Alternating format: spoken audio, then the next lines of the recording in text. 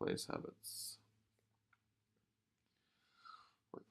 Campaigners in the workplace. There are two basic things that campaigners seek most in the workplace: the chance to explore new ideas and the chance to conduct that exploration alongside other people who share their excitement. These qualities show through at all levels of hierarchy, though much like other diplomat personality types, campaigners would prefer there to be hardly a hierarchy at all. Absolutely why I'm building an infrastructure based on completely lateral cooperation. People with that campaigner personality type possesses warmth, creativity, and open-mindedness that makes them excellent listeners. If these qualities are recognized by their employers, they will always be able to count on their campaigner employees to innovate and boost morale. Campaigner subordinates. Campaigners are growth oriented. Absolutely. Why growth hacking stood out to me as the ethical evolution of Bernaysian style marketing. Uh, and as subordinates, they'll impress their managers with their creativity and adaptability. People with the campaigner personality type are excellent listeners, able to analyze and understand others' perspectives effortlessly. That makes sense why I got worse and worse in those things as I got older until this past year. It's perhaps this quality that most makes campaigners intolerant of micromanagement. The way they see it, they understand what's been asked of them, and all they require is the freedom to accomplish their task. If this need isn't met, managers may find a quickly stressed campaigner subordinate.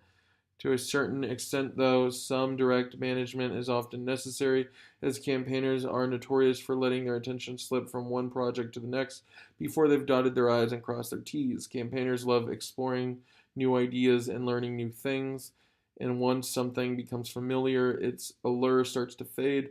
But if managers are able to maintain a spirit of guidance and camaraderie instead of bossiness, they will find loyal and devoted contributors in their campaigner subordinates. Yeah, that's absolutely what Sarah and I have, so that she's helped me understand how to let go of the bossiness and guide more rather than shout out rules and commands.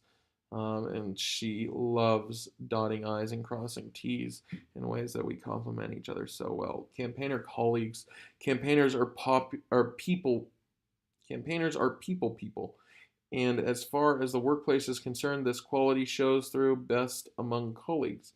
More than just coworkers, campaigners view their colleagues as friends, people who they take a genuine interest in, providing support and cheer when they're down or stressed. People with the campaigner personality type are warm and optimistic, always searching for and usually finding win-win situations for everyone. That's absolutely what I found I'm able to do the past year once I let myself do that and take that risk. Brainstorms among equals are campaigners' forte. They listen to different viewpoints and suggestions, not just with tolerance, but genuine excitement. Absolutely.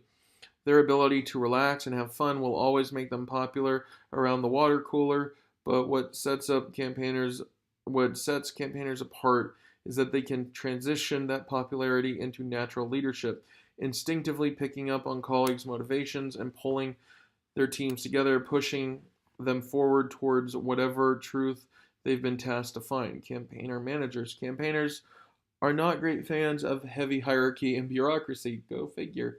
And this is most evident when they take on the role of manager. As managers, campaigners' personalities behave much like they do as colleagues. They establish real friendships and use their broad popularity to inspire and motivate, taking on the role of leader, working alongside their subordinates rather than shouting from behind their desks. Campaigners will tend to believe in the concept of intrinsic motivation, the idea that things are worth doing for their own sake, not because of some convoluted system of punishments and rewards. Unfortunately, not everyone buys into this philosophy. Challenges arise when faced with subordinates who actually prefer to be closely directed, with clearly defined objectives and timetables, people who are just doing their jobs. Yeah. More challenging still are those rare moments when a reprimand is simply necessary. While campaigners prefer to meet dissent with an open ear and to use their excellent capacity for sensing mood and morale to preempt such an act to begin with, sometimes the carrot and stick are necessary, and using them is the biggest challenge for the campaigner personality type. But campaigners' capacity for adjusting their communication to most any style will always shine through, hoping to smooth things over and adapt to the needs of their team. This is why I butted heads with rule followers so much this summer, and why I even don't see it as an absolute thing, as just me learning how to communicate as my new self. And if they ever want to bridge the gap, I am completely open to it, but also giving them the space they need to heal without me, as that was almost a betrayal to all their expectations of me.